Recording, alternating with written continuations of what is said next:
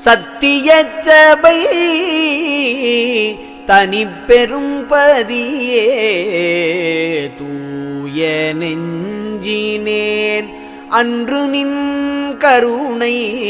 சுகம் விழைந்திலேன் எனினும் பொய் உலக